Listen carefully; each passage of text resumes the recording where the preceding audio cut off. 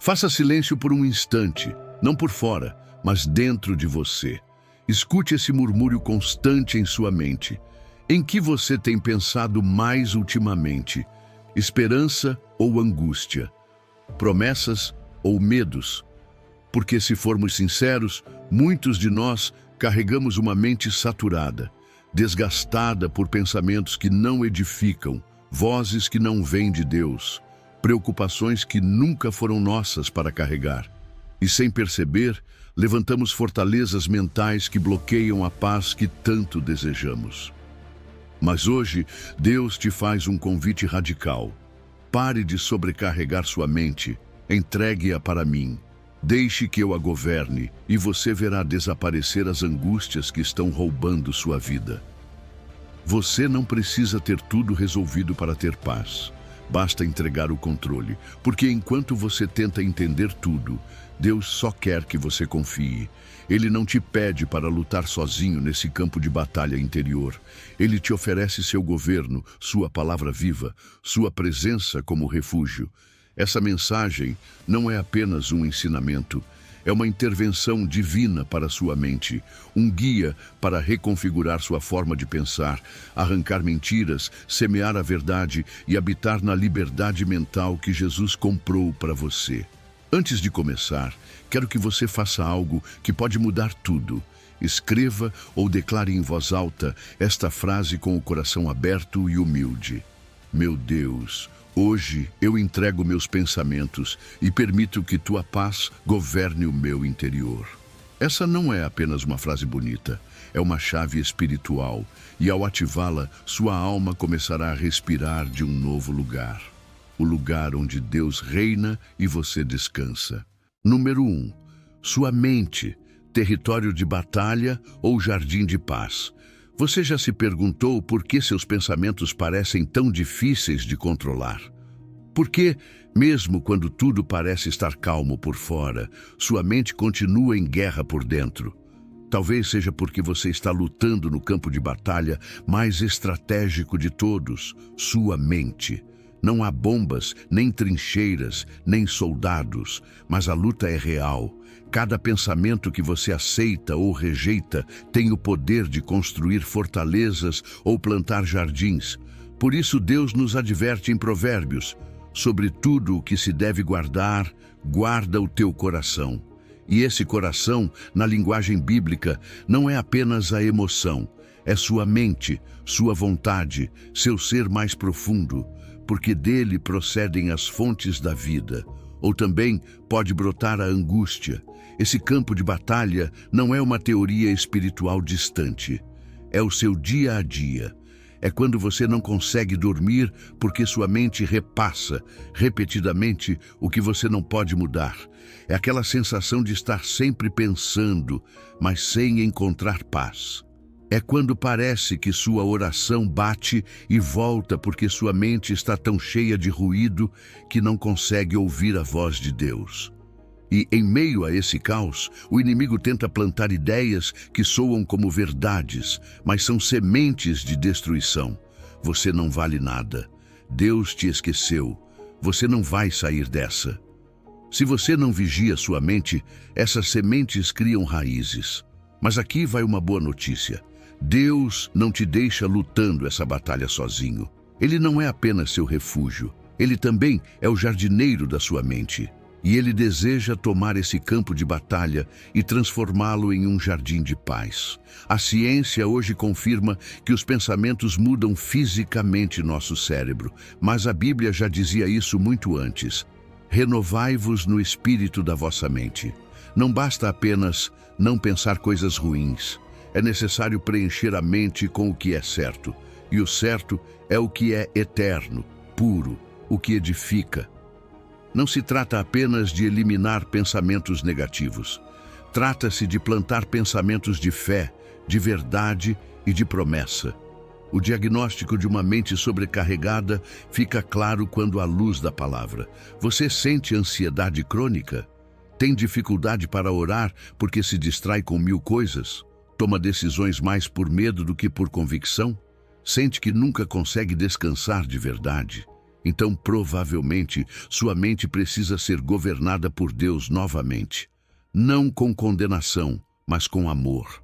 Porque Ele sabe que fomos criados para depender dEle, não para carregar tudo sozinhos. Quando Davi escreveu: "Em paz me deitarei e dormirei, porque só Tu, Senhor, me fazes habitar em segurança." Ele não estava em um hotel de luxo. Ele estava cercado de inimigos, ameaças, traições. Mas havia algo dentro dele que já não dependia do que acontecia fora. Davi havia entregue sua mente a Deus, e isso é o que você também pode fazer hoje. Parar de tentar resolver tudo sozinho, parar de pensar até se esgotar, parar de tentar controlar o incontrolável e se render. Não como quem foi derrotado, mas como um filho que confia no Pai. Deus desenhou sua mente não como um depósito de preocupações, mas como uma antena para captar os pensamentos dele. Ele não te pede para carregar tudo, ele te convida a soltar. Seus pensamentos são mais altos que os seus. Seus caminhos são mais sábios. E quando você permite que ele te ensine a pensar, a vida muda. Muda o seu foco, seu ânimo, sua fé, sua capacidade de amar, de decidir, de avançar. Porque você já não caminha guiado pelo medo, mas pela direção do Espírito. Mas esse jardim não se cultiva sozinho. Ele exige atenção diária. Assim como você arranca as ervas daninhas que crescem sem serem convidadas, também precisa identificar os pensamentos que não vêm de Deus. Aqueles que te apagam, que te confundem, que te afastam da verdade. E no lugar deles, plantar sementes de vida, promessas bíblicas, verdades eternas, lembretes de quem você é em Cristo. Você não precisa fazer tudo de uma vez. Apenas começar hoje, uma ideia por vez, um pensamento por vez. Lembre-se, a transformação da mente não é instantânea. É um processo como o da lagarta que entra no casulo para sair borboleta. Há dias em que você não verá a mudança, mas algo está acontecendo no invisível. Cada vez que você escolhe crer, mesmo com medo, cada vez que você medita na palavra, mesmo sem entender tudo, cada vez que você silencia o barulho do mundo para ouvir a Deus, você está sendo transformado. Então, hoje, Deus te diz: não sobrecarregue sua mente. Você não nasceu para viver esgotado por dentro. Entregue-me seus pensamentos, permita que eu governe seu interior, e você verá suas angústias se dissolverem. Porque onde reina minha paz, o inimigo não pode reinar. Porque quando minha verdade habita em você, a mentira não encontra espaço. Porque quando você decide me entregar sua mente, eu me encarrego de renová-la. E quando isso acontece, mesmo no meio das tempestades, você habitará em segurança, porque sua mente, antes um campo de batalha, se tornará um jardim. Um jardim onde florescem a fé, a esperança e o amor. Um jardim onde o medo não governa, mas sim o espírito. Um jardim onde você pode respirar, descansar e viver. Número 2. A paz que excede todo o entendimento. E se a paz que você está buscando não dependesse de resolver tudo, mas de entregar tudo? E se essa calma profunda que você tanto deseja não viesse quando tudo se esclarece, mas quando você decide confiar mesmo sem entender? A paz de Deus não é como a do mundo. Ela não se compra, não se constrói, não se negocia. Ela se recebe, se experimenta, se habita. E Filipenses capítulo 4, verso 7, deixa isso claro. E a paz de Deus, que excede todo entendimento, guardará os vossos corações e os vossos pensamentos em Cristo Jesus. Ou seja, enquanto você busca explicações, Deus te oferece uma fortaleza invisível. Não para que você entenda cada passo, mas para que confie em cada passo. O texto usa uma palavra poderosa: guardará. Mas não é qualquer tipo de guardar. É uma imagem militar. É como se Deus atribuísse à sua paz o papel de um sentinela vigilante. Imagine uma cidade murada, com um guarda na porta. Não entra qualquer pensamento, não se infiltra qualquer emoção. A paz de Deus não apenas consola, ela protege. Não apenas acalma, ela vigia. Essa é a promessa, que quando você entrega suas cargas em oração, quando em vez de pensar demais, você decide confiar, algo se ativa a partir do céu, uma cobertura mental, um escudo que envolve seu interior. O mais lindo é que essa paz não depende de que tudo em sua vida faça sentido. Na verdade, ela opera com mais poder justamente quando nada faz sentido, porque ela excede todo o entendimento. Ela não tenta te explicar por que aquilo aconteceu, nem quando vai mudar, nem como você vai sair dessa. Ela apenas te diz: eu estou com você, aqui, agora, respira.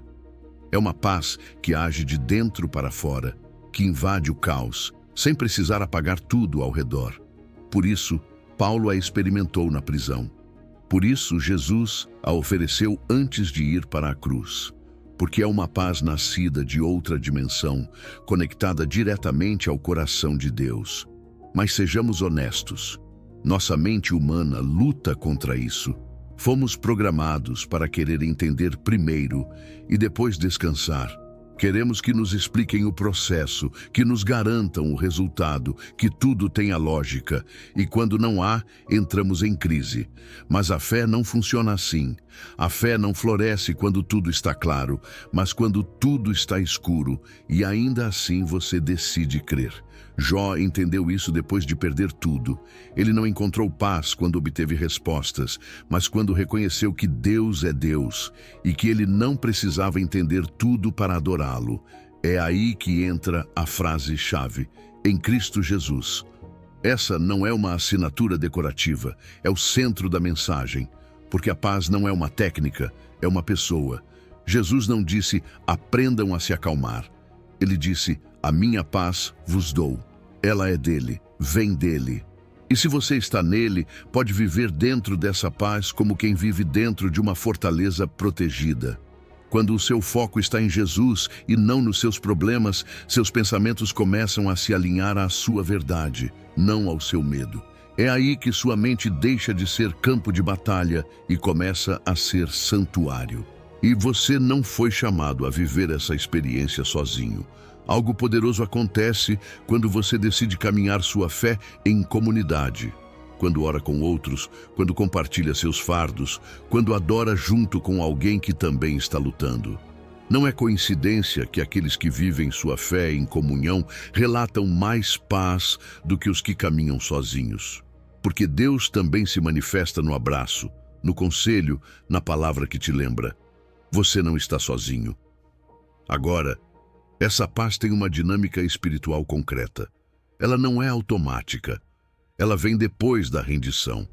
A Bíblia diz isso no verso anterior.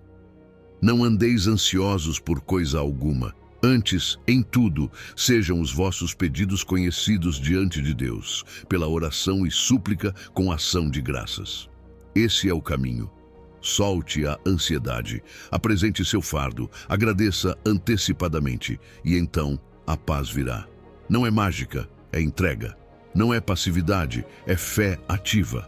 A oração não é apenas falar, é transferir o peso do que te angustia para o único que pode sustentá-lo. Visualize isso por um instante, sua mente como uma cidade murada. Nos portões, pensamentos de medo, culpa, desesperança tentando entrar. Mas há um guarda apostado. Esse guarda é a paz de Deus. Ele não deixa passar o que te destruiria. Não permite que os rumores do inimigo se instalem. Mas esse guarda só atua se você lhe der autoridade. Se você decidir confiar, mesmo sem entender. Se você escolher descansar, mesmo quando o mundo está tremendo. Hoje, Deus te diz: não sobrecarregue sua mente. Você não foi feito para viver em tensão constante. Há uma paz disponível para você, mas ela não se ativa com lógica, se ativa com fé. Entregue-me seus pensamentos, entregue-me suas angústias, entregue-me sua necessidade de controlar. E eu te darei algo que o mundo não pode te oferecer.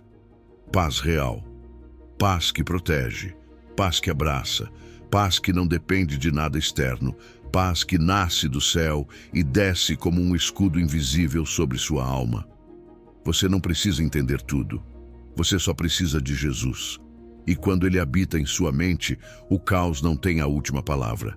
A paz tem. Número 3. Seus pensamentos determinam sua vida. Você já parou para pensar que tipo de pensamentos enchem sua mente todos os dias? Não apenas os grandes, os evidentes, mas os pequenos, aqueles que parecem inofensivos, mas se repetem silenciosamente uma e outra vez. Porque o que você pensa não é neutro. Segundo a palavra, seus pensamentos não apenas refletem quem você é, mas determinam quem você está se tornando.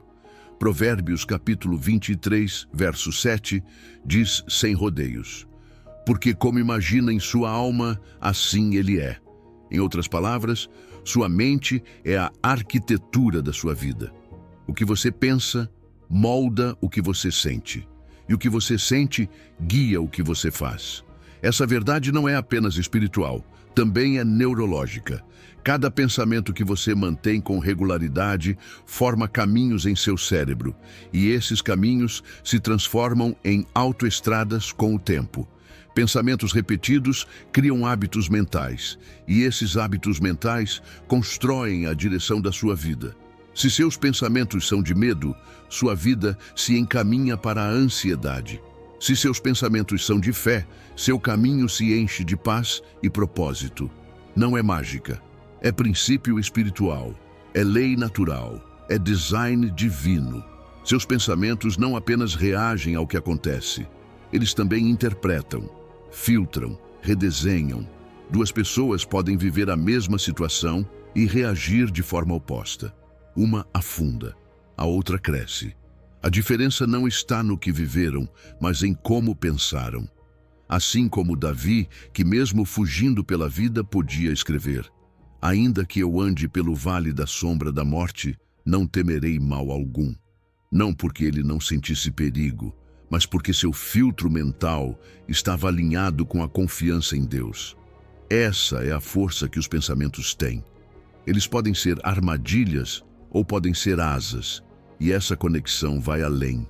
O que você pensa afeta o que você sente, e o que você sente condiciona o que você faz. Já percebeu como, ao repetir pensamentos negativos, seu corpo reage?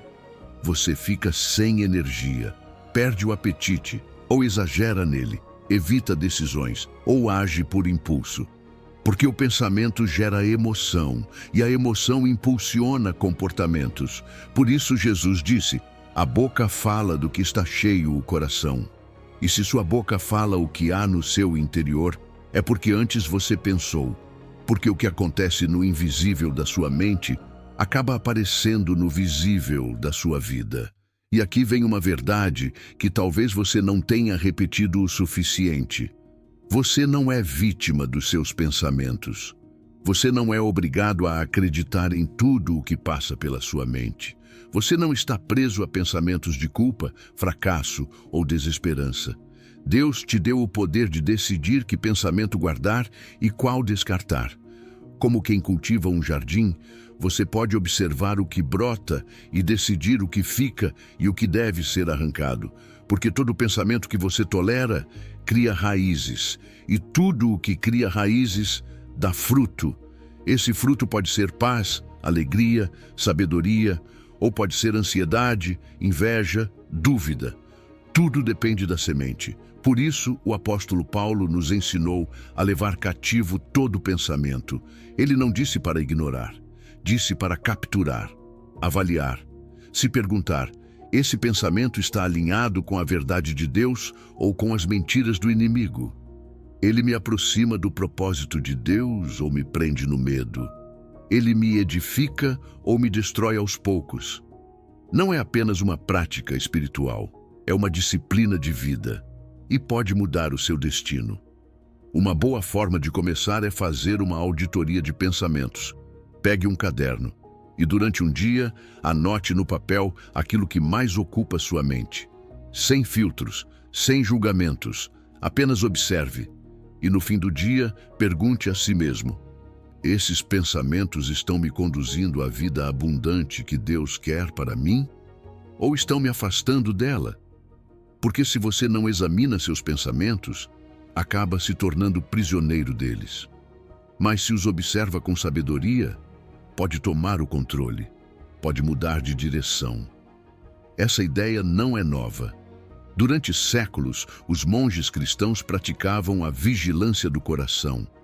Era a forma deles manterem a mente limpa diante de Deus, porque sabiam que uma mente desordenada é terreno fértil para a angústia. Mas uma mente ordenada em Cristo é fonte de liberdade. E aqui deixo uma imagem. Imagine que sua mente é um campo fértil. Cada pensamento que você aceita é uma semente que você planta. Se você planta medo, crescerão espinhos. Se planta esperança, brotarão flores. Se planta fé, o fruto será força. Então, antes de sobrecarregar sua mente, pare. Pergunte-se: o que estou plantando? Que jardim estou cultivando? Porque cedo ou tarde, esse jardim será o cenário onde você viverá os seus dias. Hoje Deus te lembra: não sobrecarregue sua mente. Não permita que qualquer pensamento assuma o volante da sua vida. Entregue-me sua mente. Permita-me governar seus pensamentos, e eu te mostrarei uma liberdade que começa por dentro e transforma tudo por fora. Porque quando seus pensamentos se alinham com o céu, sua vida começa a refletir isso aqui na terra. Número 4. Deus conhece cada um dos seus pensamentos. Você já sentiu que ninguém consegue entender completamente o que se passa na sua mente? Aqueles pensamentos que você não compartilha, aquelas preocupações que nem mesmo consegue explicar, aquelas lutas internas que te acompanham no silêncio. Às vezes acreditamos que estamos sozinhos dentro da nossa mente, como se ela fosse um lugar impenetrável, até mesmo para quem mais nos ama. Mas o Salmo 139 nos revela uma verdade transformadora. Tu conheces o meu assentar e o meu levantar, de longe entendes o meu pensamento. Não se trata apenas de um conhecimento superficial. É uma compreensão profunda, íntima, empática. Deus conhece o que você pensa, mesmo antes de você compreender completamente. E isso não é motivo de medo, é motivo de descanso, porque há uma grande diferença entre ser exposto e ser compreendido. Quando Deus sonda seus pensamentos, não é para te condenar, mas para te curar. Ele não vê apenas o que você pensa, mas por que você pensa. Ele conhece suas intenções, suas feridas, suas batalhas, seus desejos ocultos. Você não precisa esconder nada dele, porque ele já sabe de tudo. E ainda assim te ama, e ele não te ama apesar da sua mente. Ele te ama conhecendo cada canto dela. Ser completamente conhecido e completamente amado, isso é o que cura, isso é o que liberta, isso é o que renova. Muitos de nós carregamos angústias silenciosas. Damos voltas na cama durante a noite tentando organizar pensamentos que parecem pesados demais. Às vezes, não queremos preocupar os outros. Às vezes, nem conseguimos encontrar palavras para explicar o que estamos sentindo. E isso nos faz sentir sozinhos, como se carregássemos um peso invisível que ninguém pode ver nem aliviar. Mas a palavra de Deus te lembra hoje: na sua mente, você não está sozinho. Nos seus pensamentos já existe alguém presente. Deus não precisa que você termine sua oração para saber o que está te afetando. Ele já viu, já entendeu, já está ali, te acompanhando por dentro. E o mais bonito é que ele não conhece apenas o pensamento do agora. Ele vê o caminho inteiro. Ele sabe de onde esse pensamento vem e para onde ele pode te levar. Conhece sua história e seu destino. Sabe o que hoje te dói e também o que amanhã vai te libertar. Por isso, quando você entrega sua mente a ele, não está soltando o controle no vazio. Está colocando nas mãos daquele que vê o fim desde o começo, que não improvisa com sua vida, que guia seus pensamentos como um pai sábio que quer o melhor para você. Às vezes pensamos que ser sinceros com Deus é informá-lo do que está acontecendo. Mas como contar algo a ele que já sabe melhor que você? Então, a oração deixa de ser apenas expressão e se transforma em entrega. Você não precisa encontrar as palavras perfeitas, só precisa abrir o coração, porque Deus já está lá, dentro do pensamento, dentro da confusão, dentro do silêncio. O salmista entendeu isso quando disse: sonda-me, ó Deus, e conhece o meu coração. É como se dissesse: eu sei que tu já me conheces, mas quero me unir a esse conhecimento. Quero participar contigo no processo de entender o que está dentro de mim. Deus te convida hoje a praticar a transparência radical, a viver sem máscaras, ao menos diante dele. Porque se sua oração é apenas uma lista do que você acha que deveria dizer, você perde a liberdade que nasce da autenticidade. Mas se começa a falar com ele como realmente pensa, como realmente sente, então sua relação com Deus deixa de ser formalidade e se transforma em refúgio. Sua vida mental deixa de ser um lugar de tormenta e começa a ser um lugar de comunhão. E aqui vai uma imagem para te ajudar a visualizar isso. Imagine que cada pensamento seu é uma conversa interna, mas não uma conversa solitária. Imagine que Deus já está nessa sala, sentado com você, ouvindo cada ideia antes mesmo de você terminá-la. Não com julgamento, com ternura, com sabedoria, com direção. Deixe que essa imagem te acompanhe, porque você não está debatendo seus pensamentos sozinho. Você está dividindo esse espaço com aquele que mais te entende. Hoje, Deus te diz: não sobrecarregue sua mente. Não tente resolver tudo sozinho. Não se feche no seu mundo interior como se fosse uma cela. Abra a porta. Me convide. Eu já estou aí. Conheço cada pensamento. Entendo sua confusão. Você não precisa fingir, nem se explicar demais. Apenas solte. Apenas descanse. Apenas permita que minha presença transforme sua maneira de pensar. E quando você fizer isso, vai perceber algo extraordinário. A ansiedade começa a recuar. O barulho interno diminui, a clareza aumenta, e mesmo que nem tudo se resolva de imediato, você começa a caminhar com leveza, porque você já não está sustentando tudo sozinho, porque sua mente já não está governada pelo medo, mas habitada pela paz de Deus. Número 5. A renovação da mente. Você já sentiu que sua mente se enche de pensamentos que você não pediu, ideias que não plantou e atitudes que, sem perceber, estão te afastando de Deus? Vivemos em uma época em que a mente pode se sobrecarregar facilmente com o que o mundo impõe. Expectativas alheias, medos disfarçados de prudência, prazeres momentâneos que viram hábitos, formas de pensar que não nascem do espírito, mas do sistema. Por isso, o apóstolo Paulo faz um convite urgente em Romanos 12, verso 2. E não vos conformeis com este mundo, mas transformai-vos pela renovação do vosso entendimento. Isso não é uma recomendação opcional. É uma chave vital para experimentar a vontade de Deus em cada área da sua vida. A diferença é clara. Conformar-se é adaptar-se passivamente. É deixar-se moldar pelo que todos fazem, pelo que a cultura considera normal, mesmo que esteja longe do propósito divino. Já transformar-se é algo ativo, profundo, radical. No original grego, a palavra usada é metamorfo, de onde vem a nossa palavra metamorfose. É o que acontece com a lagarta que se transforma em borboleta. Já não se trata de mudar um pouco. Trata-se de renascer por dentro. E esse processo começa por uma única porta: a mente. Sua mente é o campo onde se travam as batalhas mais decisivas. E também é o lugar onde começa a verdadeira transformação. Renovar a mente não significa apenas aprender coisas novas, significa desinstalar o que é velho, falso e distorcido e substituir pela verdade de Deus. É um trabalho espiritual, sim, mas também muito prático. Todos os dias você tem pensamentos automáticos que não escolheu. Alguns foram plantados por experiências passadas, outros por aquilo que você vê, ouve ou consome. A renovação começa quando você se torna consciente desse ruído mental e decide que ele não vai mais te governar. Paulo também fala em não se conformar com este século, e a palavra grega usada ali, aion, não se refere apenas à passagem do tempo, mas à mentalidade da época.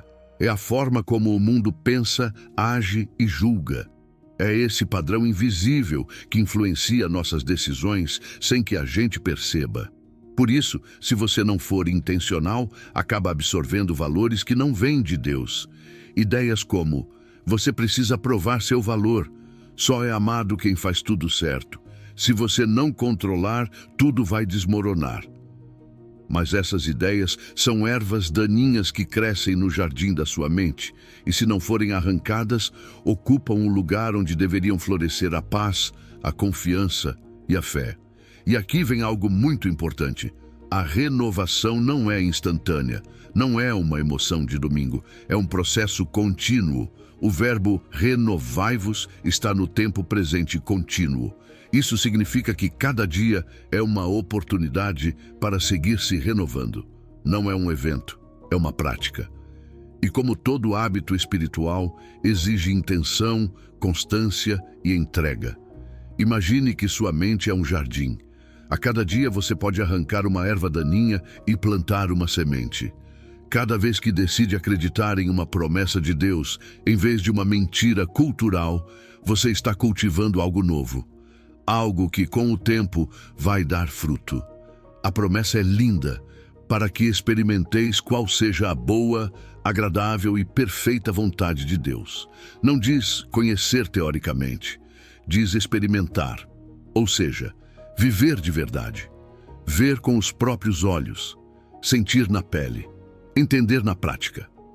Quando você renova a mente, não apenas pensa diferente, você vive diferente. Suas decisões mudam, suas relações se curam, seu propósito se revela. Porque você começa a alinhar sua vida aos pensamentos de Deus e deixa de carregar angústias que nunca foram suas para carregar sozinho. E essa vontade de Deus que você descobre não é pesada, nem cinzenta, nem um sacrifício no sentido negativo. Paulo a descreve como boa porque traz benefício real, agradável porque satisfaz a alma e perfeita porque não falta nada.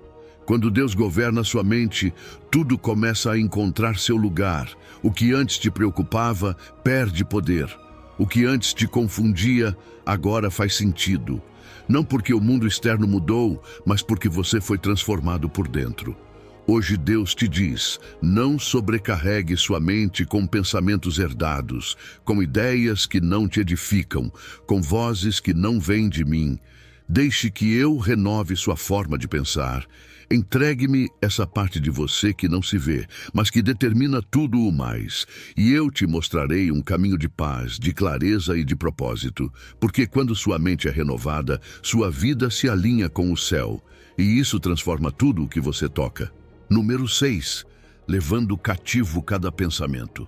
E se eu te dissesse que muitos dos pensamentos que hoje te angustiam não são realmente seus, mas fortalezas mentais que se instalaram silenciosamente ao longo do tempo? Ideias que não nascem da verdade de Deus, mas que parecem tão reais, tão enraizadas, que você nem as questiona mais. Paulo sabia disso. Por isso escreveu em 2 Coríntios, capítulo 10, verso 5. Destruímos raciocínios e toda a arrogância que se levanta contra o conhecimento de Deus e levamos cativo todo pensamento para torná-lo obediente a Cristo. Não é poesia. É estratégia espiritual. É um chamado para tomar controle do território mais vulnerável e poderoso que você tem: sua mente. A Bíblia não disfarça a intensidade dessa batalha. Ela usa uma linguagem militar: demolir, destruir, capturar.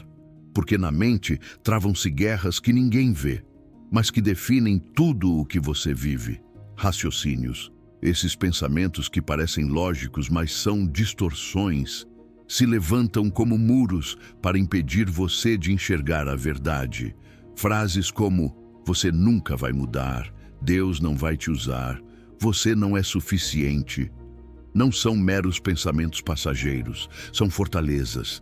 sistemas de pensamento que com o tempo constroem castelos falsos dentro de você. Castelos onde a verdade não entra e onde a angústia se torna rainha.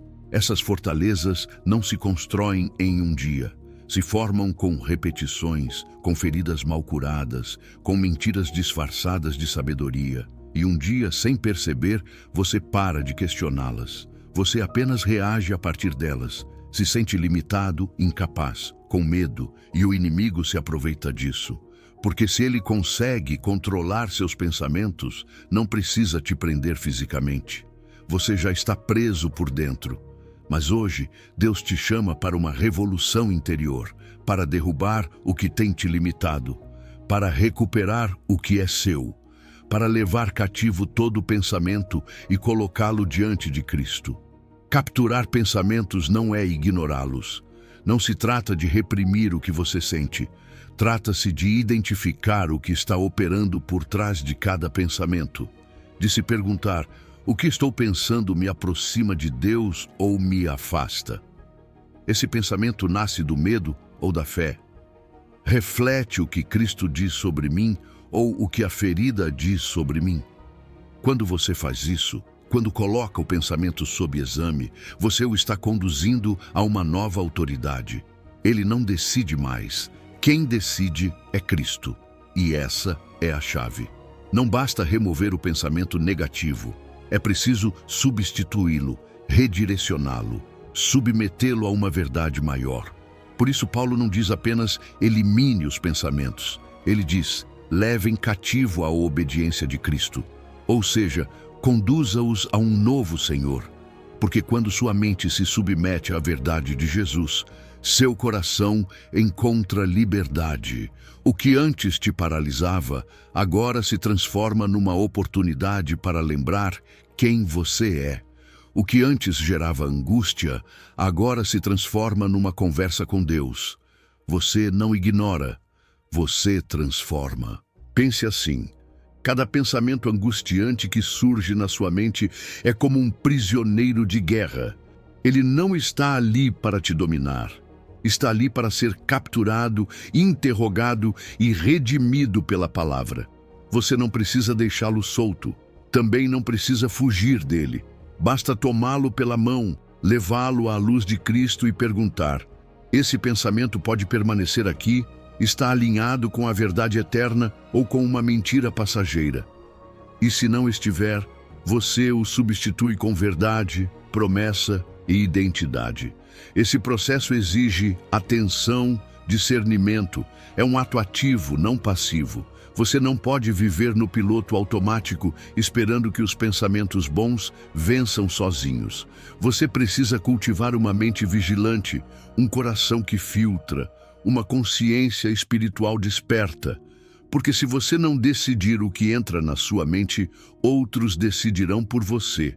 O mundo, as redes, as feridas mal curadas, até vozes do passado.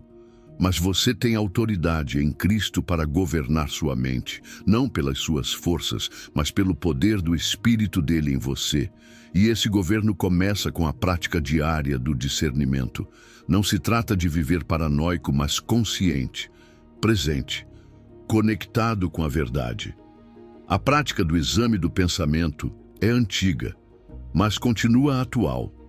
Pergunte a si mesmo no fim do dia: qual pensamento dominou minha mente hoje? Esse pensamento me aproximou mais de Deus ou me fez duvidar do seu amor? Se não te aproximou, então não merece permanecer. Não importa o quão real ele pareça. Se não vem de Cristo, não tem autoridade sobre você. Hoje Deus te diz: não sobrecarregue sua mente permitindo que pensamentos falsos governem seu interior. Levante-se em fé. Derrube fortalezas, examine o que você pensa e me entregue, porque onde está o Espírito do Senhor, aí há liberdade, até nos pensamentos.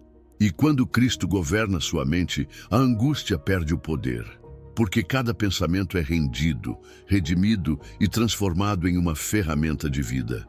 Número 8. Os pensamentos de Deus a seu respeito.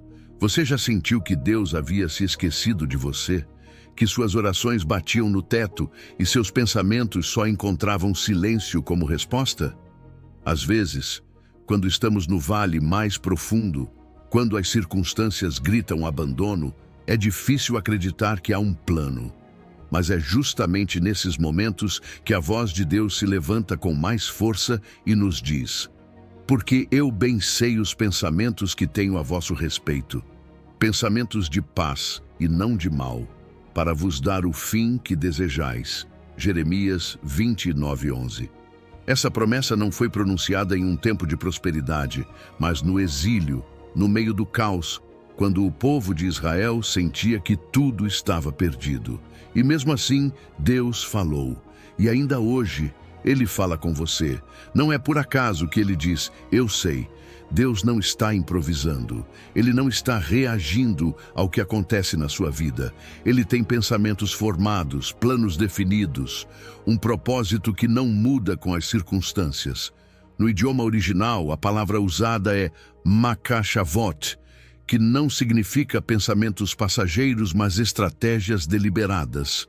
Como um arquiteto que projeta com precisão, Deus está construindo uma história na sua vida, mesmo quando você só vê ruínas. E o que Ele está edificando não é uma solução rápida, é um projeto de paz, de shalom. E esse shalom não é apenas ausência de problemas, é plenitude, integridade, bem-estar profundo em todas as áreas do seu ser. Quando seus pensamentos estão presos à angústia do presente, Deus está vendo o todo. Enquanto você está travado no agora, Ele contempla o final. O fim que desejais, diz a palavra. E essa expressão hebraica, asharit, se refere a um futuro com propósito, a um desfecho com sentido. Talvez hoje você não entenda por que está passando pelo que está passando, mas isso não significa que você está fora do plano. Significa que você está em processo. E quando seus pensamentos se alinham aos pensamentos de Deus, sua angústia começa a dar lugar à esperança. Nosso problema não é apenas o que vivemos, mas como interpretamos o que vivemos. A mente humana, sem a direção da fé, tende ao catastrofismo, exagera o que é ruim, minimiza o que é bom e projeta futuros sombrios. Mas quando você permite que os pensamentos de Deus substituam os seus, tudo se redefine. Você não está mais implorando para que Deus entenda o que você sente. Você está permitindo que a perspectiva dele reformule o que você está vivendo. Seu diálogo interno muda. Você já não diz: não vou sair dessa. Mas sim, se Deus tem pensamentos de paz para mim, então ainda não cheguei ao fim. Deus não está ausente do seu processo. Ele está tão presente que te convida a construir, mesmo no exílio. Se você ler todo Jeremias 29, verá que Deus diz ao seu povo para construir casas, plantar hortas, ter filhos na Babilônia. No lugar da dor, Ele os convida a semear esperança. Porque o plano não para. Porque a fidelidade no pequeno, no cotidiano, no aparentemente insignificante, faz parte do caminho até o fim prometido. E o mesmo vale para você. Hoje, você pode começar a plantar onde está. Construir mesmo que tudo não faça sentido ainda. Confiar mesmo que seus pensamentos ainda vacilem. E essa confiança não é abstrata. Ela tem efeitos reais. Quando você escolhe crer que Deus tem pensamentos de bem a seu respeito, seu corpo sente isso. Sua mente absorve. Sua fé se fortalece. A própria ciência confirma. Cultivar pensamentos de esperança sobre o futuro melhora sua saúde emocional, seu sistema imunológico e sua resistência ao estresse. Mas isso não é só psicologia positiva. É uma verdade espiritual profunda. Seus pensamentos podem te afundar ou te levantar. E quando você permite que os pensamentos de Deus habitem em você, sua vida começa a caminhar em direção ao destino que Ele já sonhou para você. Hoje, talvez seus pensamentos estejam presos ao agora doloroso. Mas Deus está contemplando sua história completa. Ele não te vê apenas como você está hoje. Ele te vê como você será quando tudo isso se alinhar. Ele te vê restaurado, fortalecido, em paz e te diz: meus pensamentos não mudam com seu humor, não se alteram por causa dos seus erros. Eu continuo pensando bem de você, eu continuo tendo um plano. Deus te diz hoje: não sobrecarregue sua mente com ideias de fracasso, abandono ou desesperança. Deixe que eu governe seus pensamentos. Permita-me substituir sua ansiedade pelo meu propósito. Porque mesmo que você não entenda tudo o que está acontecendo, você pode confiar nisso. Meus pensamentos são de paz e não de mal. E o fim que eu tenho para você é mais glorioso do que você pode imaginar agora. Número 9. Pensamentos que merecem sua atenção. Você já parou para pensar que tipo de pensamentos está alimentando todos os dias? Porque a mente não apenas reage, ela também se forma. E o que se forma, define. O apóstolo Paulo escreveu em Filipenses 4:8 uma das instruções mais poderosas e práticas para cuidar da nossa mente. Tudo o que é verdadeiro, tudo o que é honesto, tudo o que é justo, tudo o que é puro, tudo o que é amável, tudo o que é de boa fama, nisso pensai. Isso não é uma sugestão decorativa, é um mapa mental para redirecionar a nossa atenção. E com ela, toda a nossa vida. Nosso cérebro, por design, tende a se fixar no negativo. É como um mecanismo de defesa ancestral que detecta ameaças mais rápido do que reconhece bênçãos. Mas o que talvez você não saiba é que, quanto mais você repete certos pensamentos, mais fortes eles se tornam na sua mente. É como se você os estivesse treinando. O que é ativado é fortalecido. E o que é fortalecido domina. Por isso, se todos os dias você repete preocupações, críticas, medos ou dúvidas, não é surpresa que esses pensamentos ocupem mais espaço do que deveriam. Mas aqui está a boa notícia. Você também pode treinar sua atenção para focar no que é verdadeiro, justo e puro.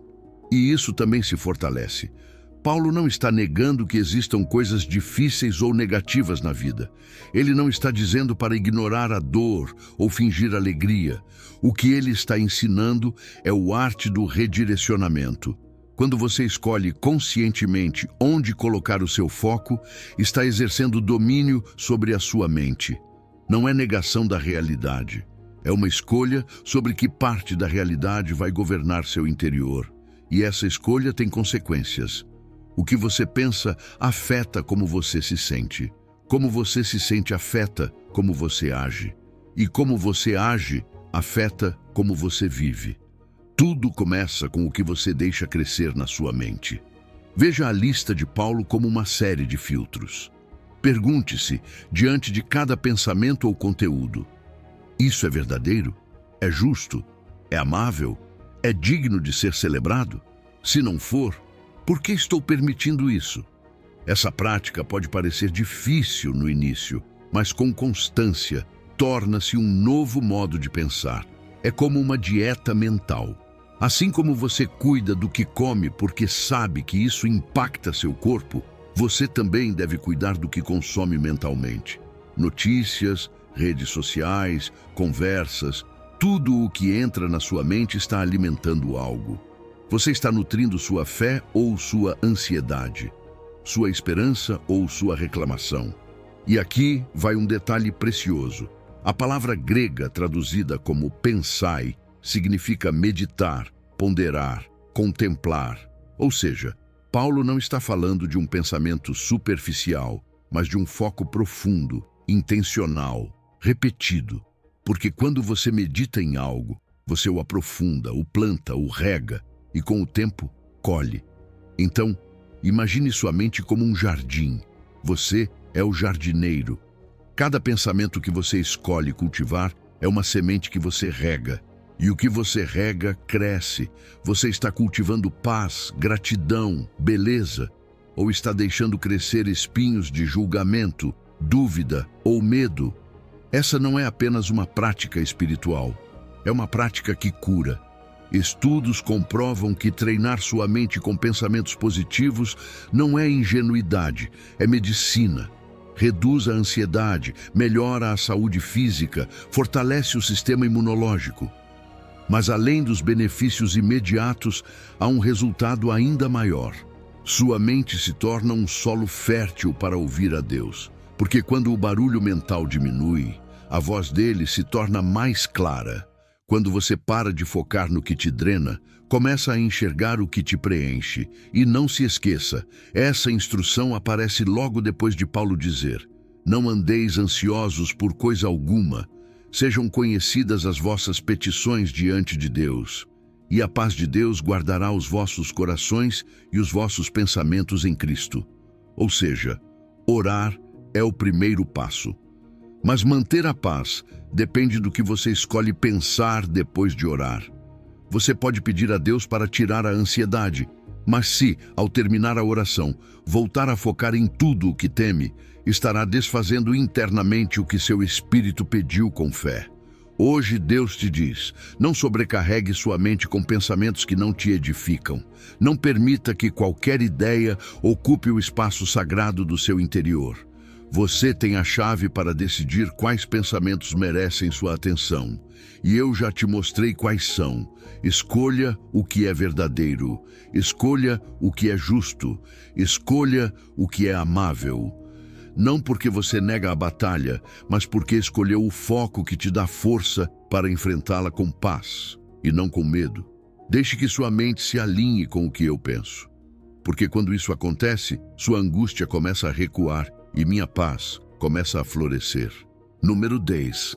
Entregando suas preocupações a Deus. Existe uma diferença enorme entre pensar em Deus e realmente entregar a Ele aquilo que te pesa. Às vezes, dizemos que confiamos, mas continuamos carregando no coração uma mochila cheia de preocupações, como se a fé fosse apenas um pensamento otimista e não uma ação concreta. Mas 1 Pedro 5,7 diz com clareza: lançando sobre ele toda a vossa ansiedade, porque ele tem cuidado de vós. E aqui a palavra-chave é lançando. Não diz conservando, nem negociando, nem compartilhando. Diz lançando, como quem arremessa com decisão algo que já não quer mais carregar. É um ato deliberado, uma transferência, um movimento consciente. O termo usado é o mesmo empregado quando alguém joga algo pesado sobre outro com a certeza de que ele pode sustentar. É um ato de confiança profunda. E é exatamente isso que Deus espera de você. Não que você se torne especialista em resolver tudo, mas que aprenda a confiar o suficiente para soltar. Porque a ansiedade não se dissolve sozinha, ela se transfere, e não para qualquer lugar, mas para aquele que cuida de você. Não apenas tem capacidade, não apenas tem poder, ele tem cuidado, você importa para ele. Mas esse passo exige mais que vontade, exige vulnerabilidade. Entregar sua ansiedade a Deus é como entregar um pacote frágil nas mãos de alguém. Você não faria isso com qualquer um. Só faz quando sabe que quem recebe vai valorizar, proteger, tratar com atenção. E assim é Deus. Ele não recebe sua carga com indiferença. Ele não coloca sua dor em uma fila de espera. Ele recebe o que você entrega como algo precioso, porque você é precioso para Ele. Não é apenas o seu problema que move o coração de Deus, é você. E quando Pedro diz toda a vossa ansiedade, ele está falando sério. Não se refere apenas às grandes crises, diagnósticos médicos ou problemas financeiros. Inclui também aquelas pequenas preocupações que você repete em sua mente todos os dias. E se eu não conseguir? E se não der certo? E se me rejeitarem? E se eu ficar sozinho? Tudo isso, o que é consciente e o que nem foi verbalizado ainda, tudo isso entra na palavra grega merimna, usada para a ansiedade. Significa toda forma de inquietação, todo pensamento dividido que te rouba a paz. Interessante é que, muitas vezes, não soltamos nossa ansiedade, não porque não queremos, mas porque acreditamos. em algum canto da mente que, se soltarmos, perderemos o controle. Achamos que, se pararmos de pensar nisso, algo ruim pode acontecer. Mas isso é ilusão. Não temos controle real, e o que conseguimos ao nos agarrar à preocupação é carregar um peso que nunca fomos projetados para suportar. A ansiedade nos faz acreditar que estamos sendo responsáveis, mas, na verdade, estamos nos drenando. Pedro sabia disso. Por isso, antes de dizer, lancem sua ansiedade, ele escreveu: humilhai-vos, pois, debaixo da potente mão de Deus. Porque soltar aquilo que nos preocupa é um ato de humildade. É reconhecer que não sabemos tudo, que não podemos prever tudo, que precisamos de ajuda. E logo depois da entrega, Pedro continua: sede sóbrios e vigiai, porque o vosso adversário, o diabo, anda em derredor, bramando como leão, buscando a quem possa tragar. Ou seja, a ansiedade não é apenas um peso emocional, ela é um ponto fraco espiritual, uma porta aberta. Por isso, entregá-la não é opcional, é estratégia de defesa, uma forma de fechar as brechas por onde a angústia, o medo e o inimigo tentam entrar. A ansiedade tende a se transformar num monólogo interior, uma voz que não se cala, que gira em círculos, que repete incansavelmente: e se... Mas quando você entrega suas preocupações a Deus, transforma esse monólogo em diálogo. Você não fala mais sozinho, você fala com o Pai e não fala ao vazio, fala com aquele que responde, que escuta, que cuida de você não apenas uma vez, mas continuamente. O texto original deixa claro: o cuidado dele não é ocasional, é constante, é presente, é real. Imagine por um momento que você pudesse ver a ansiedade não como um castigo ou defeito, mas como um sinal, um mensageiro, um alerta interior que te diz: aqui é exatamente o ponto onde você precisa confiar mais. E se, em vez de continuar lutando sozinho contra aquilo que te inquieta, você visse essa emoção como um convite divino, como uma porta para um relacionamento mais profundo com Deus, uma conversa mais honesta, uma entrega mais completa. Deus te diz hoje: não sobrecarregue sua mente guardando o que você não pode controlar. Eu não apenas te ofereço descanso, eu quero levar aquilo que te pesa. Eu cuido de você. Então, solte tudo de uma vez. E deixe que eu governe seus pensamentos, te liberte das angústias e te conduza à paz que eu já preparei para você. Número 11. A palavra como espada de discernimento. Você já sentiu que nem mesmo você entende o que está se passando dentro de si? Como se suas emoções fossem um emaranhado de pensamentos, medos e motivações ocultas que você nem sabe como nomear. Nesses momentos, quando as palavras escapam e as intenções se confundem, é aí que a palavra de Deus entra em cena. Não como mais um livro, mas como uma espada viva. Hebreus 4:12 não exagera ao dizer que a palavra de Deus é viva e eficaz, e mais cortante do que qualquer espada de dois gumes. Ela é uma ferramenta espiritual precisa, não para ferir, mas para libertar daquilo que você nem sabia que estava te prendendo. Quando o texto diz que a palavra é viva, está dizendo que ela respira, que não é um conjunto de letras mortas, mas um organismo espiritual que interage com você, que não se limita ao que foi escrito há séculos, mas continua respondendo hoje, que fala com a sua situação específica, com sua dúvida mais íntima, com seu pensamento mais escondido. E quando diz que ela é eficaz, quer dizer que ela não falha. O que Deus quer te mostrar através dela, Ele vai mostrar. Não existe defesa mental que resista por muito tempo ao discernimento amoroso da palavra, porque ela não entra para destruir, entra para transformar. A imagem da espada de dois gumes não é uma metáfora violenta, é cirúrgica. Refere-se a uma espada romana usada para cortes precisos, não para batalhas abertas, mas para intervenções delicadas. Deus não quer arrancar de você à força aquilo que você ainda não entende. Ele quer penetrar suavemente até alcançar o ponto exato onde nascem sua angústia, sua luta, sua confusão. Porque a palavra não fica na superfície. Ela vai além do que você mesmo admitiu. Ela entra entre alma e espírito, entre juntas e medulas. Ela chega onde você sozinho não consegue alcançar, e ali ela revela. Não para te humilhar, não para te punir, mas para te curar. A maioria de nós vive baseada em pensamentos que repetimos sem questionar. Mas por trás desses pensamentos existem motivações. E por trás dessas motivações existem feridas. Às vezes achamos que somos egoístas, mas na verdade temos medo. Às vezes achamos que somos duros, mas na verdade estamos protegendo uma dor antiga. E nada disso é revelado apenas por introspecção humana.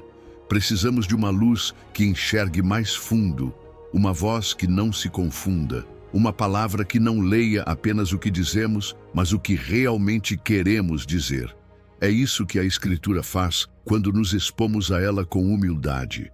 O versículo não termina dizendo que a palavra apenas analisa. Diz que discerne. E esse verbo no grego é kritikos, de onde vem a palavra crítico, mas não no sentido de te julgar negativamente, e sim no sentido de fazer distinções com precisão. É como se a palavra separasse os pensamentos que nascem da fé dos que nascem do medo, as decisões que vêm do amor das que vêm do orgulho. E ela faz isso sem gritar, sem te empurrar, com a doçura exata de quem sabe que só a verdade pode te libertar. Mas aqui está o mais bonito.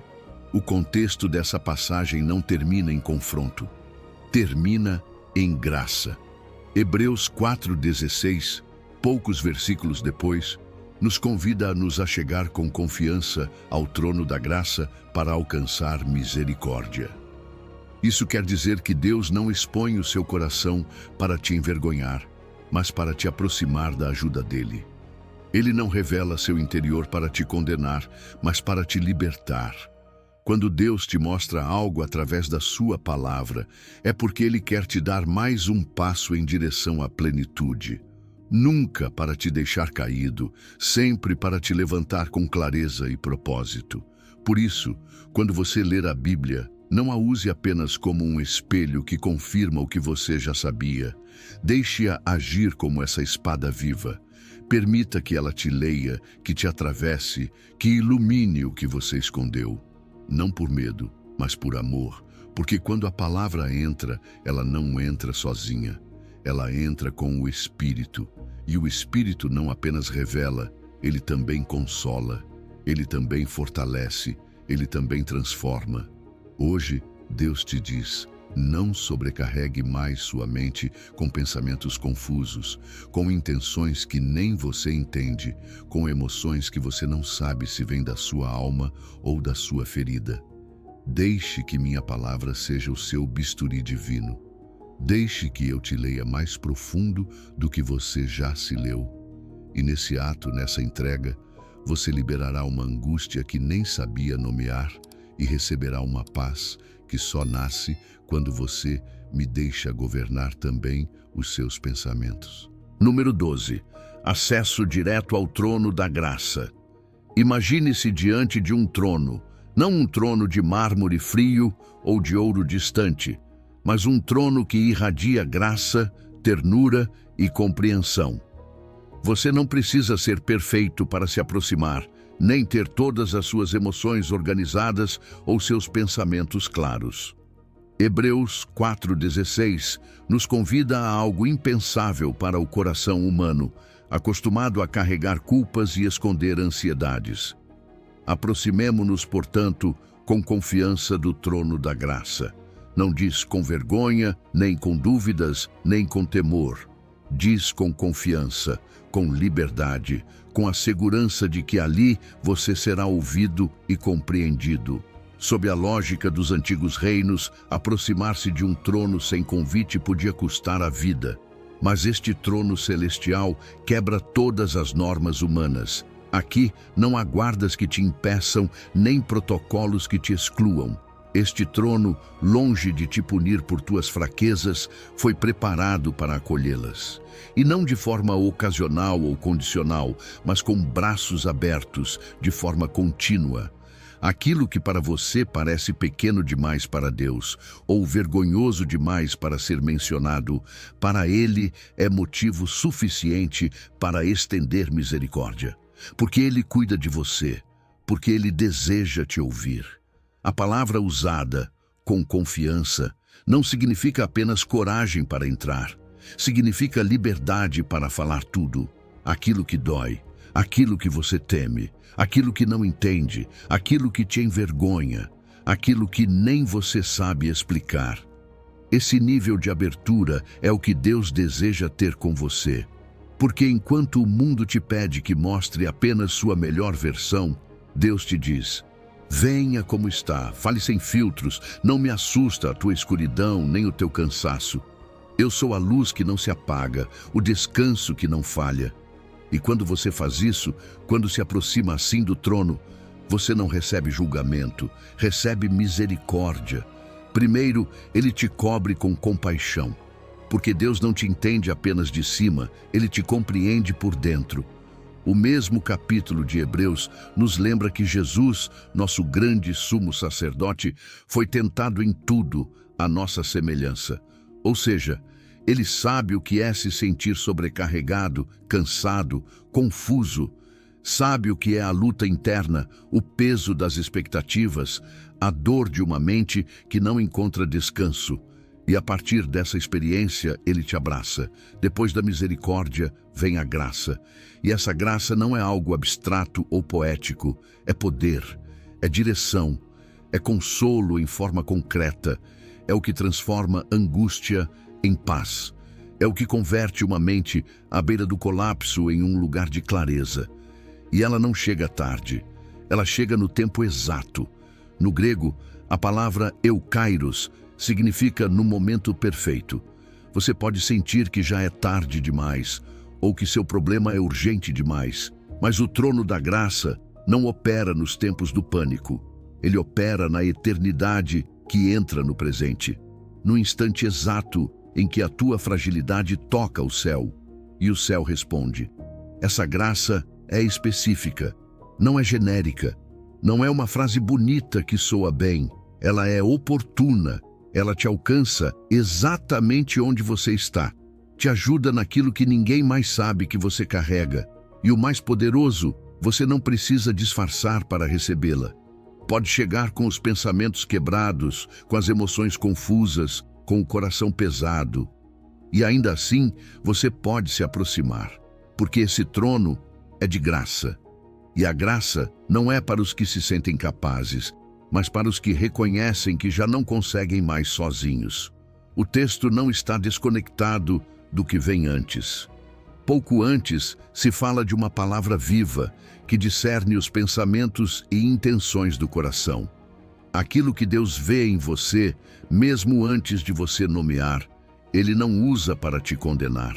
Ele usa para te convidar, para te dizer: eu já vi, e não me escandaliza. Aproxime-se a si mesmo. Não se esconda. Eu não exponho para ferir. Eu revelo para curar. E essa revelação não é o fim. É o começo do acesso. Acesso direto ao lugar onde a sua mente para de lutar sozinha e começa a ser renovada por uma presença que nunca abandona. Talvez você nunca tenha levado certas áreas da sua vida ao trono da graça, porque achava que a Deus não importava, ou porque sentia que deveria resolvê-las sozinho antes. Mas, e se não for assim? E se aquilo que você considerava insignificante ou vergonhoso for justamente o que Ele quer que você traga à mesa? Hoje, Deus te diz: não sobrecarregue mais sua mente, não ande com angústias que não foram feitas para você carregar. Venha, aproxime-se, não há medo neste trono. Há graça, há misericórdia. E há descanso para cada pensamento que não te deixa dormir. Número 13. A alegria do Senhor como força interior. Imagine que você está atravessando uma fase em que sua mente se sente saturada, seu coração cansado e sua esperança apagada. Nesse ponto vulnerável, bem ali onde muitos dos nossos pensamentos nos empurram para a culpa, o desespero ou o isolamento, Deus te diz: não te entristeças, porque a minha alegria é a tua força. Isso não é um consolo poético. É uma instrução espiritual com poder transformador. É uma declaração de que, em meio à dor, não apenas há espaço para a alegria, mas que a alegria que vem de Deus é a ponte para a sua renovação interior. Em Neemias 8, o povo de Israel acabava de ouvir a lei após anos de exílio. O impacto foi imediato: lágrimas, arrependimento, consciência de quão distantes estavam dos caminhos de Deus. Mas o que acontece em seguida é revolucionário. Neemias, longe de reforçar o sentimento de culpa, diz a eles que aquele não era momento de aflição, mas de celebração. Que a alegria do Senhor, e não a vergonha do passado, seria agora a fonte da sua força. E aqui se revela um princípio poderoso. O verdadeiro arrependimento não é uma porta para a condenação, mas para a graça. E essa graça se expressa com alegria, não com castigo. A alegria de Deus não é como a alegria humana, que depende do clima, de como as coisas saíram hoje ou se tudo está sob controle. Não. A alegria do Senhor é uma corrente que flui do seu caráter eterno. É estabilidade em meio ao caos. É aquela sensação de segurança que não nega a realidade, mas se ancora em uma verdade mais profunda, que Deus continua presente, continua agindo e continua te amando. É essa força que te sustenta quando suas emoções não conseguem mais. Não é resultado de um dia perfeito, é resultado de uma presença constante. E aqui é onde a ciência confirma o que a fé já sabia. Quando experimentamos uma alegria profunda, o tipo de alegria que se conecta com sentido, com propósito, com comunhão, nosso cérebro se fortalece. Regiões ligadas à motivação, à resiliência, à tomada de decisões sábias são ativadas. A Bíblia não usa a palavra força por acaso. Em hebraico, Maoz significa uma fortaleza, um refúgio. A alegria do Senhor não apenas nos alegra, ela nos blinda, nos protege mental e espiritualmente contra o desgaste causado pela angústia contínua. Agora pense nisso: a ansiedade tem uma narrativa. Ela está sempre contando histórias sobre o que pode dar errado. Ela nos projeta para o futuro com medo, rouba nosso presente e nos faz sentir isolados e impotentes. Mas a alegria também conta uma história. A história de que você não está sozinho, de que você tem um propósito, de que, mesmo que ainda não veja o final, o autor da sua história continua escrevendo e não soltou a caneta. Nesse enredo, você não é vítima do caos, mas filho de um Deus que se alegra em te fortalecer. Neemias não deu apenas uma ordem espiritual. Ele deu instruções práticas. Comam, bebam, compartilhem com os que nada têm. A alegria não é apenas interior. Ela se expressa no corpo, nas ações, na comunidade. A restauração emocional inclui celebrar, nutrir-se, conectar-se. A alegria do Senhor não busca te isolar na sua intimidade espiritual. Ela te leva a compartilhar, a agradecer, a celebrar mesmo em meio ao processo. E isso é curador. Você não precisa esperar que tudo se resolva para começar a sorrir com a alma. Pode fazer isso agora, justamente porque sabe em quem confia. Além disso, essa alegria não é uma imposição emocional. Deus não exige que você fique feliz. Ele te convida a acessar uma fonte de força que vai além do seu estado emocional atual. E você pode treinar-se para recebê-la. Como um músculo espiritual, a alegria pode ser fortalecida com gratidão, com adoração, com generosidade. Cada vez que você escolhe ver o bem em meio à dor, está exercitando esse músculo. Cada vez que agradece pelo pouco, em vez de focar no que falta, está ativando esse poder interior que Deus já colocou à sua disposição. Talvez hoje você não sinta forças. Talvez sua mente esteja sobrecarregada de pensamentos repetitivos, de perguntas sem resposta, de angústias que não te dão trégua. Mas hoje, Deus te diz: a minha alegria está disponível para você, e ela é mais forte do que tudo que te oprime. Você não precisa fabricá-la. Só precisa se permitir recebê-la. E essa decisão, por menor que pareça, pode ser a diferença entre cair no esgotamento ou se levantar com uma nova força que não vem de você, mas da alegria daquele que te sustenta. Número 14. Rompendo moldes de pensamento mundano. Você já parou para pensar quantos dos seus pensamentos diários não nascem do seu coração nem da voz de Deus, mas de uma pressão silenciosa que te diz como deve ser, o que deve ter e como deveria viver? Sem perceber, sua mente pode ter sido moldada por um sistema que não te pertence, não te edifica e muitas vezes te sobrecarrega. Paulo, em Romanos 12, versículo 2, traz um alerta e uma esperança. E não vos conformeis com este mundo, mas transformai-vos pela renovação do vosso entendimento. E nesse chamado, há uma porta aberta para a liberdade mental que sua alma precisa urgentemente. A pressão para se conformar nem sempre é visível. Nem sempre chega com violência. Às vezes, ela se disfarça de normalidade. Se infiltra nas redes sociais, nas conversas do dia a dia, nas mensagens que você consome. A palavra usada por Paulo fala sobre adotar um molde externo, uma forma que não nasce da sua essência em Deus, mas de um padrão pré-estabelecido pelo mundo.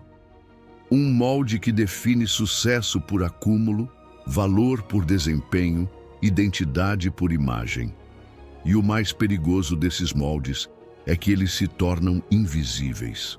Você começa a sentir ansiedade não pelo que Deus espera de você, mas por não se encaixar em um sistema que nunca foi feito para sua alma. Quando Paulo fala de este mundo, ele se refere a um sistema de valores, não apenas a uma época.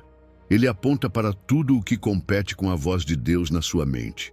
O culto à produtividade, o individualismo disfarçado de liberdade, a comparação constante que rouba sua paz.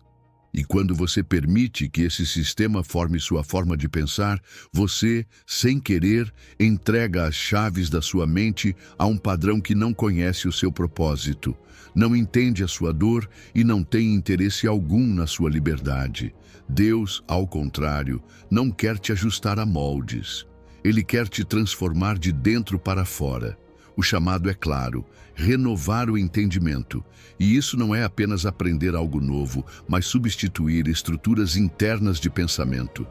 A palavra usada, metamorfo, é a mesma que descreve o processo de transformação da lagarta em borboleta. Não é uma melhoria superficial, é uma reconfiguração total da identidade. É assim que Deus age quando você decide entregar seus pensamentos à direção dele. Você não foi chamado para resistir com força humana, mas para ser transformado por uma exposição constante à verdade que liberta. Essa transformação começa ao identificar pensamentos que funcionam como vírus mentais, inseridos pela cultura, pelo medo, pela insegurança, e substituí-los pelas verdades do reino. Mas isso é um processo, não um ato único. Por isso Paulo escreve no presente contínuo: transformai-vos. Ele não diz: você foi transformado uma vez, mas sim: viva em constante renovação. Porque a pressão do mundo não para, e por isso sua renovação também não pode parar. Isso requer novos hábitos, espaços de silêncio, discernimento intencional, seleção criteriosa das vozes que você escuta. Requer jejuar do ruído e alimentar sua mente com a palavra viva. E, acima de tudo, requer render seu entendimento como parte do sacrifício vivo que Paulo menciona no versículo anterior. Você não pode transformar sua mente sem antes entregar o coração.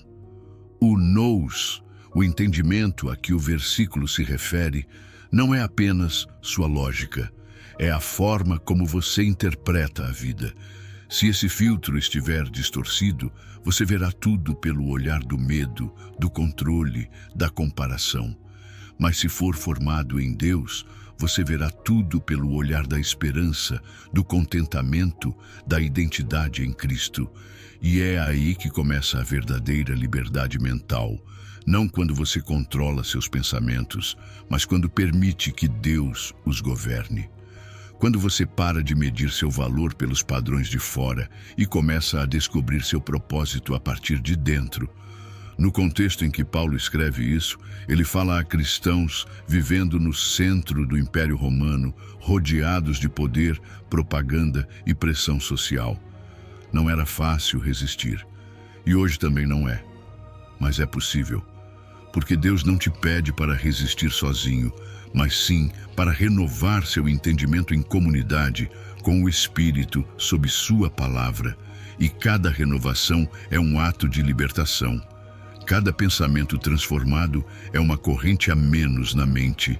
Cada dia que você escolhe pensar com a mente de Cristo, sua alma descansa um pouco mais. Então pare por um instante e se pergunte: quantas das suas angústias vêm de ter absorvido, sem querer, valores que não vêm de Deus? Quantas vezes você se sentiu insuficiente por não alcançar um padrão que Ele nunca colocou sobre você? Hoje é dia de quebrar esse molde. Não para se ajustar a este mundo, mas para ser transformado pela renovação do seu entendimento. E essa transformação começa quando você decide que sua mente não será mais campo de batalha do mundo, mas sim um santuário onde Deus reina com verdade, com paz e com propósito. Número 15. Elevando sua perspectiva mental. Quando sua mente se enche de preocupações, urgências e expectativas que não cessam, é fácil que seu olhar fique preso ao imediato, ao que te falta, ao que os outros têm, ao que você teme que venha. Paulo nos faz um convite radical em Colossenses 3:2.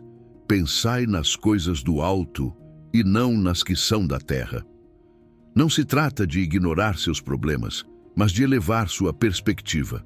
Porque quando você muda o foco da sua mente, todo o resto começa a se organizar sob uma nova luz. A palavra que Paulo usa implica muito mais do que simplesmente pensar. É um verbo que abrange intenção, inclinação, escolha interior. Não é um pensamento passivo, é uma postura ativa da alma.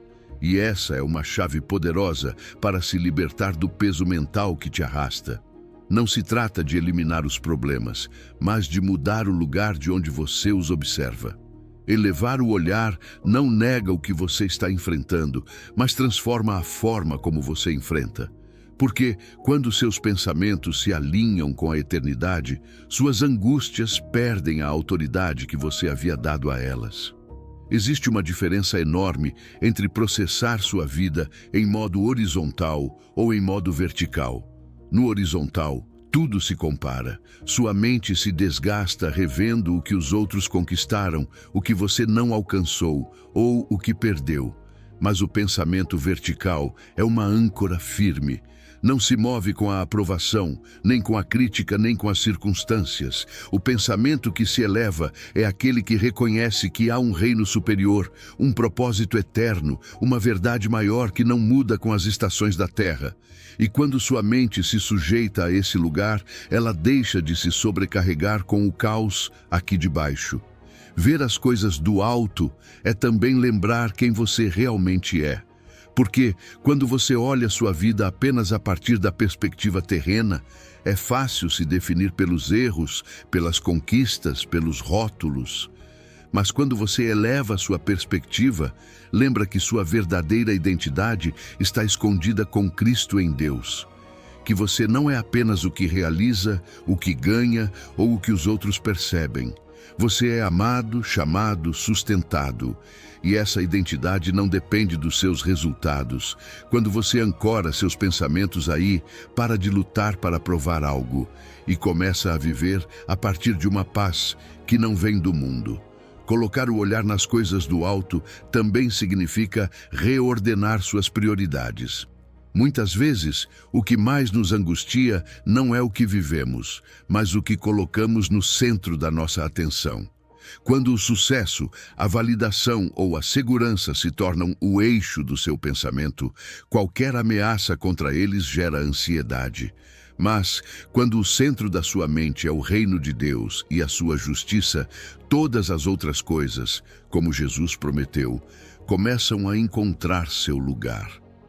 Sua mente se alivia, porque ela já não persegue o que o mundo idolatra, mas descansa naquilo que o céu oferece. A instrução de Paulo não foi dada no vazio. Ele falava com uma comunidade cercada de sistemas de pensamento contrários, práticas religiosas vazias e pressão cultural para focar no externo.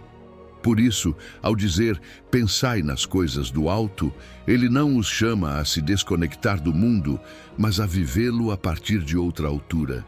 Porque quando você sabe que sua vida está unida a Cristo, você pode passar pelas mesmas tempestades que todos, mas com uma paz interior que não depende do vento exterior. Elevar sua mente é um ato espiritual, emocional e prático. É um treinamento diário. É escolher para onde vai sua atenção a cada manhã. É recentralizar o olhar quando sente que sua mente se dispersa em 1000 direções. É se perguntar, em meio ao caos, como Deus vê essa situação? O que Ele me diria se eu pudesse ouvi-lo agora? Qual parte da sua verdade eu preciso lembrar para não cair de novo na ansiedade? Se você pudesse ver sua vida a partir da eternidade, do topo do propósito divino que te sustenta, muitos dos seus medos diminuiriam e muitas das suas verdadeiras prioridades surgiriam com clareza. Você perceberia que o eterno está acontecendo agora, no meio do cotidiano. Que Deus não te chama a fugir do mundo, mas a vivê-lo com uma mente transformada, elevada, alinhada ao seu reino. Hoje, o Senhor te diz: não sobrecarregue sua mente com coisas que se desfazem. Eleve seu pensamento, dirija sua atenção ao que não muda, faça das coisas do alto o seu novo norte, e você verá como seu coração começará a encontrar um descanso que o mundo não pode te oferecer. Porque quando Deus governa seus pensamentos, suas angústias perdem o trono, e o que antes parecia peso, agora se torna uma oportunidade de ver do alto. Número 16. A paz de Cristo como árbitro supremo. Quando você permite que a paz de Cristo governe sua mente, algo profundo e definitivo acontece dentro de você. Você já não está à mercê do caos dos seus pensamentos, das notícias do dia, dos seus fracassos passados, nem dos seus medos futuros. Porque agora há um novo árbitro no trono interior. A Escritura não diz que a paz de Cristo acompanha ou visita o seu coração, mas que governa. E isso muda completamente a estrutura da alma. No grego original, essa palavra significa literalmente agir como juiz, como árbitro que decide qual pensamento permanece e qual deve sair. E hoje, esse juiz justo e sábio está disposto a assumir o comando total da sua vida mental. Quando a paz governa, ela não o faz por imposição, mas por acordo interior. É um sinal de que estamos alinhados com a vontade de Deus. Como você percebe isso? Porque quando sua alma se desalinha, você sente. Sua paz se altera, se interrompe. Esse é o aviso amoroso do Espírito Santo que te diz: por aqui não. A ausência de paz nem sempre é sinal de fraqueza. Muitas vezes é um alerta divino. Por isso, não devemos ignorar as turbulências internas, nem abafá-las com distrações. Devemos ouvi-las, porque onde não há paz, provavelmente há uma ideia estranha ao projeto de Deus operando dentro de você. Uma voz que usurpou o lugar principal na sua sala mental. A paz de Cristo não se limita a ser um sentimento interno, ela tem implicações comunitárias. Paulo diz que fomos chamados para essa paz em um só corpo. O que acontece na sua mente afeta quem está ao seu redor. Quando você vive governado pela ansiedade, pelo medo ou pela raiva, esse ambiente se infiltra nos seus relacionamentos. Mas quando você permite que a paz tome o controle, sua presença se torna refúgio.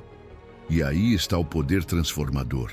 A paz não apenas cura você, ela te torna um canal de cura para os outros, porque no plano de Deus, a paz é contagiante. É uma atmosfera que se multiplica. E então, Paulo nos dá uma instrução aparentemente simples. Sede agradecidos. Mas isso não é um encerramento decorativo, é uma chave espiritual. A gratidão é o combustível que mantém a paz acesa.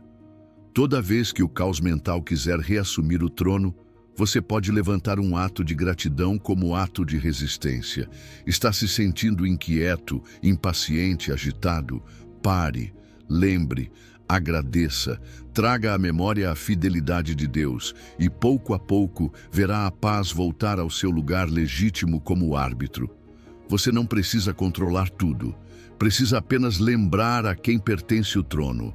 Nesse processo, acontece a transferência mais importante da sua vida interior. Você deixa de ser quem tenta sustentar seu mundo mental e permite que Cristo o organize de dentro para fora. Já não se trata de lutar para controlar seus pensamentos com a sua força, mas de entregar essa luta a quem realmente pode estabelecer ordem. Esse momento é uma coroação, uma investidura. É o ato solene de declarar: Cristo, hoje eu te entrego a presidência da minha mente. Que a tua paz decida quais pensamentos ficam e quais devem sair. E se você ainda tiver dúvidas de como fazer isso, comece visualizando sua mente como uma sala de reuniões.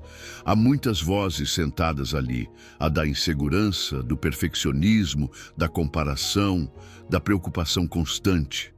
Algumas falam mais alto do que outras.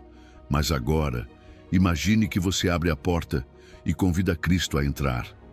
E ele não entra para calar todas as vozes de uma vez, mas para sentar-se à cabeceira e trazer ordem. Uma a uma, ele avalia cada voz. E com firmeza, mas com ternura, ele faz com que a verdade reine. Essa é a autoridade da sua paz. Não é frágil nem temporária. É o novo regime do seu interior. Você não foi criado para viver com a alma sobrecarregada, com pensamentos em constante competição. Você foi chamado para a paz. Foi criado para a calma de um coração governado por Cristo. E essa paz não é apenas uma pausa emocional, é uma transformação estrutural, porque quando a sua paz reina, sua mente respira, sua alma descansa e seu espírito se eleva. Então hoje, se você tem permitido que outros pensamentos ocupem o trono da sua mente, é hora de mudar o governo. Chega de ansiedade como ditador, chega de culpa como legislador, chega de medo como conselheiro principal. Hoje é o dia de declarar que a paz de Cristo seja o árbitro supremo. E quando isso acontecer, você experimentará o milagre silencioso de uma mente em ordem. Não porque tudo mudou por fora, mas porque Deus agora governa por dentro.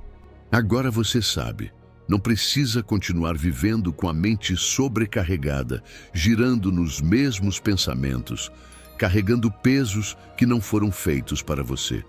Deus te mostrou um caminho claro, não apenas para resistir ao caos mental, mas para ser verdadeiramente livre desde o mais profundo do seu ser. Ele não está te pedindo que lute com as suas forças, mas que entregue o leme dos seus pensamentos à sua verdade, à sua paz, ao seu governo.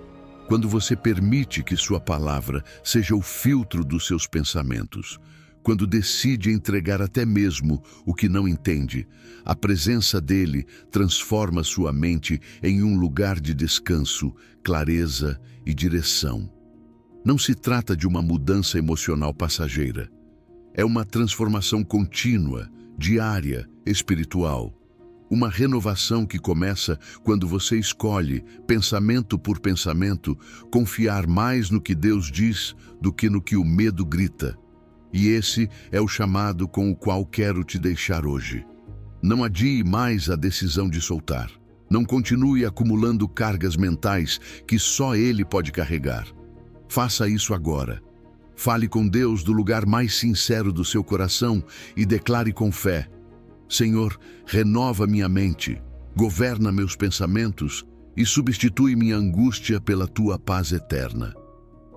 Que essa oração não seja apenas o encerramento desta mensagem, mas o início de uma mente transformada, alinhada com o céu, livre para viver a plenitude que Deus já sonhou para você.